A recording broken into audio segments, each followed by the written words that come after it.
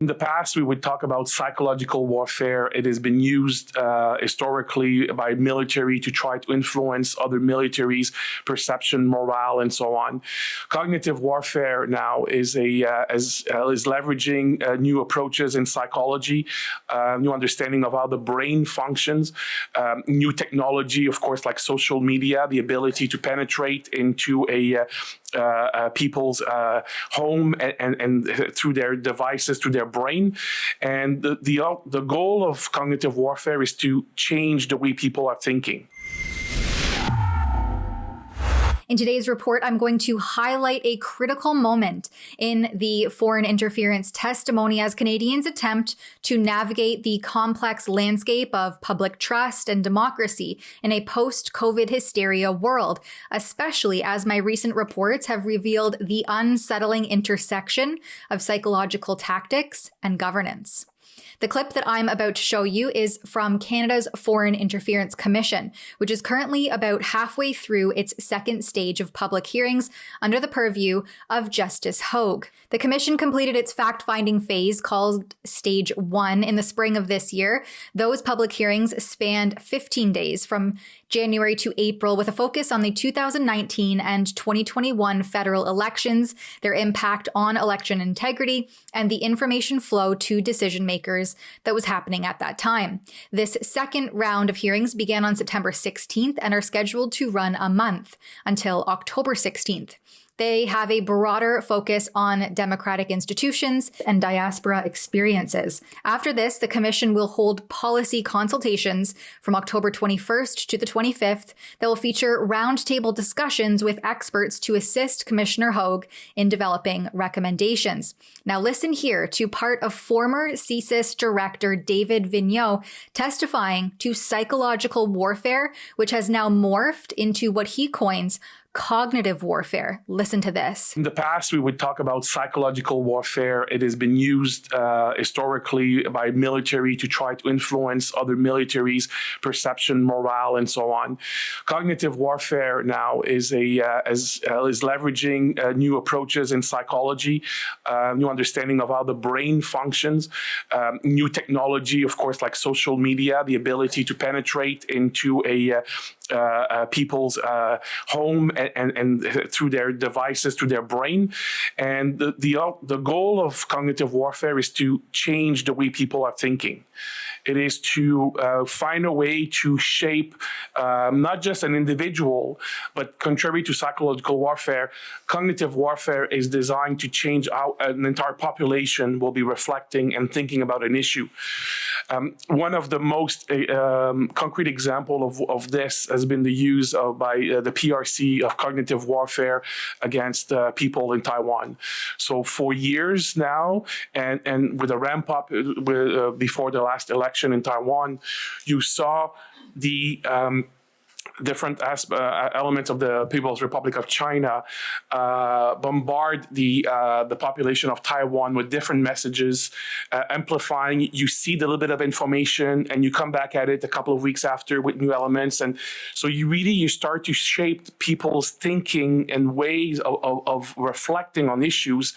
And over time, the goal is to essentially change how enough people in the population would see an issue, and therefore, in this specific case, the fact that the annexation of Taiwan to the PRC is inevitable, and therefore you will lessen the resistance of the people of Taiwan.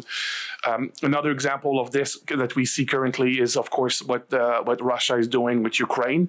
It's doing it both inside Ukraine to try to shape people's thinking inside Ukraine, but also around the world. And it's tailored to the specific areas. And one of the key message is to essentially, that the Kremlin is trying to push, is to tell people that Russia's goals are legitimate.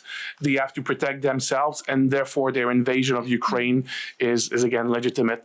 And so it is a very pernicious, use of technology, media, and better understanding of human psychology and how the brain works. And you have people or bring all of these new understanding together to try to change the way an entire population is thinking about an issue. This is about targeting your minds to shape not just your behavior, but it even goes further to target how you perceive and process information. It goes deeper than mere psychological manipulation, aiming instead to influence the totality of your mind, your thoughts, and your beliefs at a fundamental level, creating a more profound impact on your understanding of reality and decision-making. Where does that leave free will? Because we all think we have a choice whether to do things or not to do things. Yes. Well, you see, it leaves it in the position of a fiction. We have assumed somehow or other that these internal states, feelings, and so on have initiated something. They have started something. They have created. We have done something in a voluntary way. We have willed to act. If you now look at the actual history, we find that there are external reasons why this has happened. In other words, by discovering the causes of behavior, we can dispose of the imagined internal cause. We dispose of free will as an American divine of the 18th century, Jonathan Edwards, did. He said, we believe in free will because we know about our behavior, but not about its causes. And of course, it's the object of a science of behavior to discover causes. And once you have found those causes, there is less you need to attribute to an internal act or will, and eventually I think we need to attribute nothing to it. As governments increasingly embrace behavioral science and cognitive warfare to manipulate citizen compliance, we must contend with serious ethical questions about these practices, both at home and abroad. When liberal officials and taxpayer-funded departments like the Public Health Agency of Canada prioritize influence over transparency, they jeopardize public trust and undermine the democratic principles they claim to uphold. This concern is heightened by the fact that at least 11 Canadian parliamentarians have been identified as foreign state actors, but their identities kept secret, so that we really have no idea who is orchestrating what. With Chief Medical Officer Theresa Tam leading Public Health Canada and this new behavioral science office, there has been a shifted emphasis on the role of human behavior in public health policy. Tam undertakes this work through collaborations with foreign private organizations like the World Health Organization, which piloted behavior science under Tedros's call for crazy ideas. In the public health world, often make the mistake of thinking that science and evidence alone are enough to convince the public and policymakers to follow our advice. How often we are proved wrong. The COVID-19 pandemic has been a powerful demonstration of the need to engage communities, understand their concerns and motivations, and adapt strategies accordingly. Governments have had to persuade their populations to accept new behaviors and conditions, all in the context of rapidly evolving evidence. As part of our transformation, we created a new unit for behavioral sciences to integrate evidence about why people make the decisions they do into our programs and policy work. The idea came from Dr. Elena Altieri. Where is Elena? Is she here? Can you stand up so people can see you?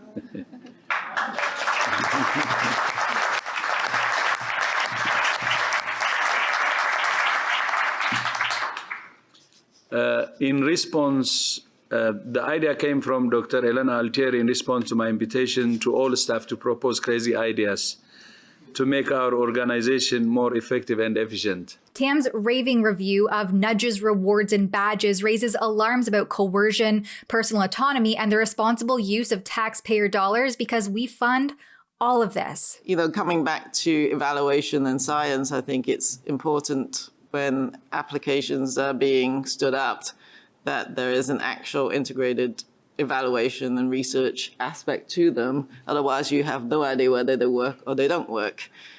So maybe government can at least play a role in that space.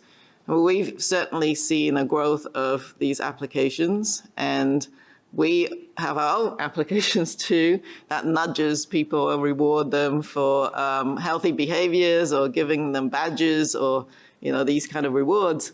And I don't see people doing that research as much as we would like. So maybe I'll turn it back to, chief science officers to see if they can help.